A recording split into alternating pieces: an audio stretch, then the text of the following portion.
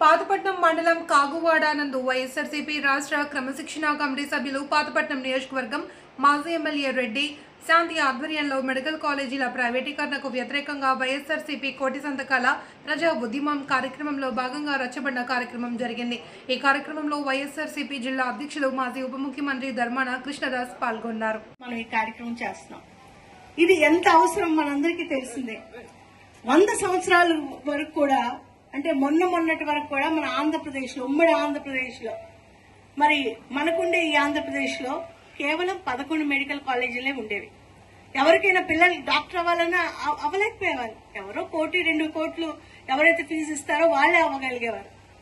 మరి అలాంటిది నా అక్క చెల్లెల పిల్లలు, నా అన్నదమ్ముల పిల్లలు, నా పేదరికంలో ఉండేటువంటి ప్రతి ఒక్కరి పిల్లలు కూడా డాక్టర్లుగా చదవాలి. పేదవాళ్ళు అరుగులో చనిపోకూడదు, ఇంట్లో చనిపోకూడదు, వాళ్ళకి మంచి వైద్యం అందించాలంటే సూపర్ స్పెషాలిటీ హాస్పిటల్ కట్టాలి. మరి ఈ చక్కనైనటువంటి ఆలోచన మొట్టమొదట ప్రారంభించింది ఎవరు? జగనన్న నాన్నగారు రాజశేఖర రెడ్డి గారు. ఒక్కసారి మనంతా ఆలోచించాలి. రాజశేఖర రెడ్డి గారు ప్రపంచంలో ఎక్కడా లేని విధంగా, ఏ దేశంలో లేని విధంగా, 200 పైన దేశాలు ఉన్నాయి మన ప్రపంచంలో, ఏ దేశంలో కూడా లేని విధంగా ఆంధ్రప్రదేశ్ అనే ఉమ్మడి రాష్ట్రానికి, మరి భారతదేశంలో 30 స్టేట్స్ ఉన్నాయి, 30 రాష్ట్రాలు ఉన్నాయి, 10కి పైగా కేంద్ర పాలిత ప్రభుత్వాలు ఉన్నాయి. మరి 100 కోట్ల 40 లక్షల కోట్ల ప్రజలు ఉన్నారు. 140 crores పీపుల్ ఉన్నారు ఇండియాలో.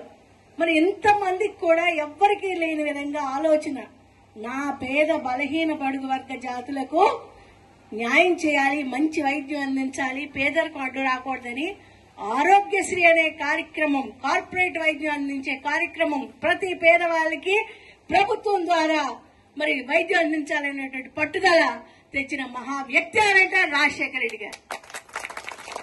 మరి తండ్రి అంత మంచి ఆలోచన చేస్తే కొడుకు కూడా చేస్తారు కదా.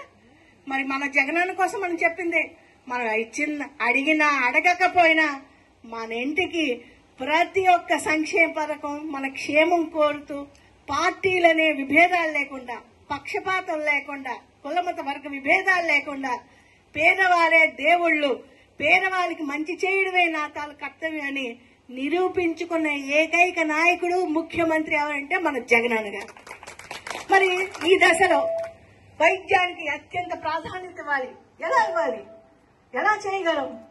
ఆరోగ్యశ్రీ పెట్టారు, ఆరోగ్య శిబిరాలు పెట్టారు, ప్రతి దగ్గర ప్రభుత్వ ఆసుపత్రులు ఉన్నా కూడా సూపర్ స్పెషాలిటీ తాలూకా ఆ సేవలు అందించాలంటే ప్రతి దగ్గర కూడా మెడికల్ కాలేజ్ అనేది ప్రతి జిల్లాలో ఏర్పరచాలి. అక్కడ ఉండే పేదవాళ్ళ పిల్లలు డాక్టర్లుగా చదవాలి, మెరిట్ ద్వారా డాక్టర్లు అవ్వాలి, ప్రతి పేదవాడికి అందుబాటులో ఉండాలి. సూపర్ స్పెషాలిటీ హాస్పిటల్ వాళ్ళ సేవలు అంటే ఏంటి? కిడ్నీ సమస్య వచ్చినా, కిడ్నీ మార్పిడైనా, కాలేయం సమస్య వచ్చినా, కాలేయం మార్పిడైనా, మరి అలానే గుండె మార్పిడైనా, గుండె జబ్బులు వచ్చినా, నరాల బలహీనత వచ్చినా, మరి బ్రెయిన్ కి వచ్చే సమస్యలైనా, వీటన్నిటికీ సేవలు ప్రభుత్వ ఆసుపత్రుల్లో ఉండేటువంటి ఈ ఆసుపత్రులు అందవు గనక సూపర్ స్పెషాలిటీ హాస్పిటల్ తెచ్చిన మన మహానుభావుడు జగనన్నకు మనం అందరం కూడా మనసారా అభినందించాలి. ఏం చదువు, బాగా డబ్బున్న వాళ్ళ పిల్లలే చదవాలా డాక్టర్? మనలాంటి పిల్లలు చదవకూడదా? మన కడుపులో పుట్టిన పిల్లలు చదవకూడదా? వాళ్ళు మెరిట్ లో హైయెస్ట్ మార్క్స్ వచ్చినా ఇక్కడ కాలేజీలు లేక, ఏం చేయాలో తెలియలేక, పక్క రాష్ట్రంకి వెళ్ళలేక, డబ్బులు కట్టలేక అందరూ ఉండిపోయేవాళ్ళు. మరి ఎక్కడో BSc చదువుకునేవాళ్ళు. కానీ జగనన్న 17 మెడికల్ కాలేజ్ 2019 నుంచి 2024 వరకు తెచ్చిన మహానుభావుడు. ఇది ఎవరి కోసం చేశారు? మన కోసం చేశారు. ఇదేం రాజకీయం కాదు కదా, మన మంచి కోసం చేశారు జగనన్న. మరి అలాంటిది మరి 18 నెలలు అవుతుంది కూటమి ప్రభుత్వం వచ్చి. చంద్రబాబు నాయుడు గారు ముఖ్యమంత్రి 18 నెలలు అయింది. ఏం చేశారు? ఏం చేశారు? ఒక్కసారి మిమ్మల్ని అడుగుతున్నాను, ఎవరికైనా ఒక సంక్షేమ పథకం ఇవ్వగలుగుతున్నారా? రైతు భరోసా 2 విడతల్లో 40,000 పడాలి. ఎవరికైనా వచ్చిందా? ఏ ఒక్క అక్క చెల్లెలకైనా ఆర్థిక భరోసా ఇప్పించారా? ఏ ఒక్క విద్యార్థికైనా కనీసం ఫీజు రీఎంబర్స్మెంట్ పథకం వచ్చిందా? ఫీజు రీఎంబర్స్మెంట్ పథకం కింద, వసతి దీవెన కింద ఈ 18 నెలల్లో మన ప్రజలకు పడిన బాకీ ఎంతో మీకు తెలుసా? 6,000 కోట్ల నుంచి 7,000 కోట్ల వరకు మనకి ఇవ్వాల్సిన ఫీజులు ఎంతవరకు ఇవ్వలేదు చంద్రబాబు నాయుడు. ఈ రోజు ప్రతి ఒక్క అక్క చెల్లి, ప్రతి ఒక్క రైతు సోదరులు వాళ్ళకుండే భూమిని అమ్ముకోనో, మెళ్ళ ఉన్న తాలిబొట్టు అమ్ముకోనో, ముక్కొమ్మలు అమ్ముకోనో, చెవులు పెట్టుకుని దుద్దులు అమ్ముకోనో పిల్లలకు ఫీజు కడితేనే ఎగ్జామ్ రాయిస్తున్నారు. ఇలాంటి దౌర్భాగ్యమైనటువంటి దుర్మార్గమైనటువంటి పాలనలో మనం ఉన్నాం.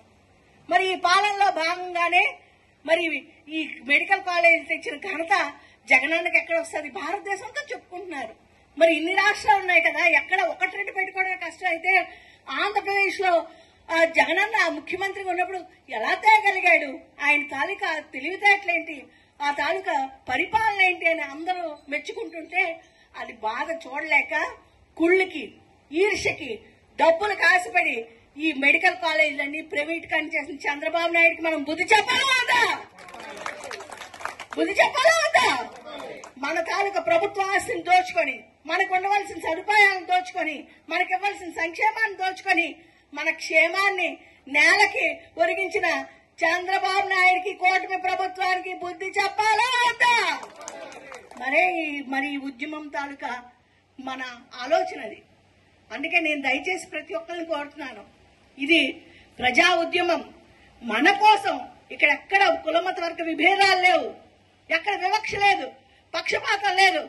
కేవలం మన ఆరోగ్యమే ప్రధానమైన కారణం. మన ఆరోగ్యం మంచి ఆరోగ్యంగా ఉండాలి, మంచి వైద్యం అందించాలి. మన పిల్లలందరూ కూడా డాక్టర్లుగా ముందుకెళ్ళాలి, మన పిల్లలందరూ నర్సులుగా ముందుకు ఎదగాలి. ప్రతి ఒక్కరికి ప్రజాసేవ అలవాటు చేయాలనేదే మన జగనన్న తాలూకా ఈ అంకిత భావమైనటువంటి భావనకు ప్రతి ఒక్కరు కూడా మీరు మనసారా అభినందించాలి. మరి అందరం సపోర్ట్ చేయాలని కోరుకుంటున్నాను. ఒకసారి